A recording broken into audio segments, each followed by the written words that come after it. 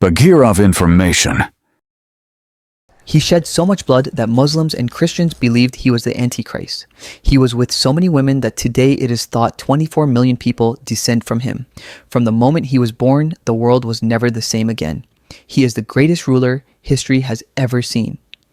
Genghis, whose real name was Temujin, during a journey with his father on the steppes of Mongolia when he was only 8 years old, was betrayed by his closest relatives after his father was poisoned by enemy tribes and was forced to live secretly in the forest with his mother and siblings. These hard days played an important role in his development because, as he told himself, when his whole family was about to die of hunger, his brother did not share the fish he caught with them, upon which Genghis had to kill his brother. Life on the steppe is difficult. The Mongols say it is so cold that even the ice feels cold. For this reason, he describes the hardest years of his life as his childhood spent secretly in the Mongolian steppes. In his youth, even worse things would happen to him. In those years, after Genghis was defeated by his enemies, he was sold as a slave in China and exhibited in a cage for more than a year. According to Genghis's account, while he was displayed in a cage like a monkey, an old Buddhist monk came to him and asked Genghis to forgive them, because he had foreseen that Genghis would one day become a great Khan and burn and destroy the whole world, and he had only one request. In return for helping him, he begged him not to destroy the Buddhist temple named Yutan at the top of the mountains. And indeed, it happened that way. Genghis destroyed China, killed millions of people, annihilated all temples and places of worship, but he never touched the Yutan temple. He never forgot the help of the old Buddhist and the promise he gave him. After uniting the nomadic tribes in Central Asia and conquering China, Genghis Khan had only one goal left: to dominate the entire world and turn to the West. In the cities he besieged, if there was any resistance against him, he would never forgive anyone. He swore not to show mercy to women, men, or children. For this reason, the greatest massacres took place in the Turkish lands that resisted. What happened in Bukhara is one of the most important examples of this. Bukhara, at that time, was one of the most developed and crowded cities in Asia.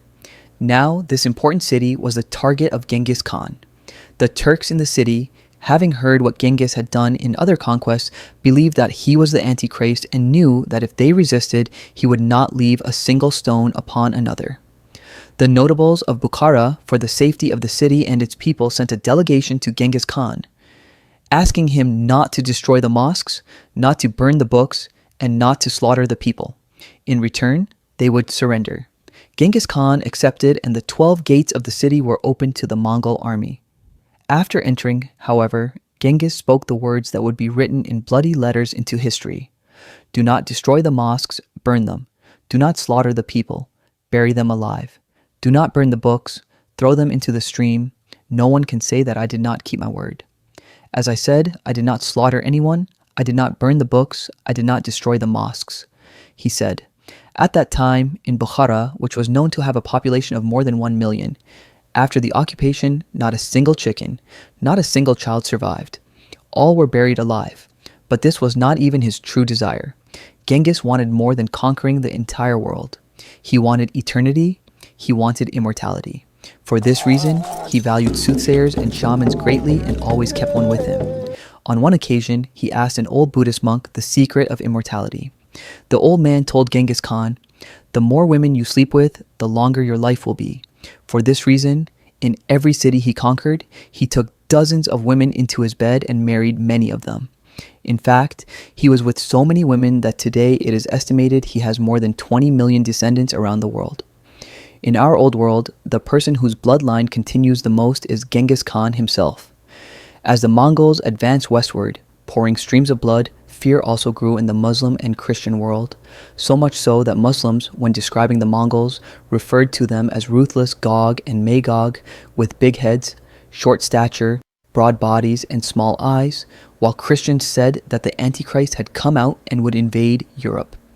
Maybe they were right, because Genghis Khan killed 40 million people, 11% of the world's population at that time, and conquered half of the world. Although he did not interfere with freedom of religion and belief in the lands he occupied, he remained faithful to shamanic traditions and the Tengri faith until the end of his life and bequeathed to his grandchildren. There is only one religion. That is the religion of Tengri. During times of war, he considered envoys who invited him to Islam or Christianity an insult and punished them by boiling them in a cauldron. This mighty ruler had only one fear, which he could never overcome throughout his life: dogs. Whenever he saw a dog, he looked for a place to run away. This was always a subject of jokes among his friends and family. So how did a stepman whose childhood and youth were full of hardships manage to become the cruelest, greatest ruler in history? The Khan summarized it with these words: I thought a lot. I thought more than any human being has ever thought. At the same time, Genghis Khan strictly adhered to the rules accepted among the Mongols, known as the laws of the steppe, but he himself made important additions to them. Some of the rules Genghis Khan added are as follows. On the battlefield, whoever makes a mistake, the punishment is given by the commander present there. The defeated have no right to impose conditions. The penalty for resistance is death. The families of the defeated enemies are shared equally among the soldiers. A soldier can take as many concubines as he wants. Children born of concubines are accepted as real children and receive an equal share of inheritance. Anyone who interferes in a fight between two people and helps one of them is punished by death. Whoever borrows from others 3 times and goes bankrupt 3 times, after the third bankruptcy is punished with the death penalty. The punishment for lying is death. The punishment for a Mongol changing religion is death. The meat of all kinds of animals can be eaten. Whoever forbids one of them is punished by death. However, whoever wants to slaughter an animal must tie its legs, cut its belly, and kill it by squeezing its heart with his hand. Only meat from animals killed in this way can be eaten. Whoever does not provide food and lodging to travelers is punished by death. Alcohol can be drunk every day. However, during wartime, it is forbidden to get drunk more than 3 times a month. Merchants who bargain have their goods confiscated and are punished by death. The punishment for choosing a sect of any religion is death. If a Mongol noble sentenced to death wishes, he may have his back broken and thus be killed. This is a very old Mongol tradition. Among the Mongols, if nobles were to be executed, it was done in this way, which was considered a noble death. That is, their backs would be broken and they would be left on the steppe. These are only part of Genghis Khan's laws. He was one of the toughest leaders the steppe had ever seen. He ruled half of the world. In these wars, he killed about 40 million people. Perhaps he did not find immortality, but his name was engraved immortal in memory and will continue to be accepted forever by the whole world as the greatest ruler in history. When he died, according to old Central Asian tradition, everyone who participated in his burial was killed so that the location of his grave would never be found. It is thought that the course of a river in Mongolia was diverted and he was buried beneath it.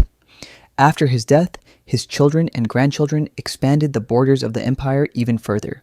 From the Arabian Peninsula to the middle of Europe, beyond the China Sea, to the mountains of India, to Moscow, 2/3 of the world was included in the Mongol Empire, and Genghis inscribed his name into eternity. All Mongols feared thunder. Only Genghis Khan managed to overcome this fear. To those who asked how he did this, he said, "I no longer had any place left to hide. I forgot fear. The sky god helped me overcome fear." For this reason, it is still believed in Central Asia that whenever it thunders, Genghis Khan is watching the Mongols. For more content, you can subscribe to my channel.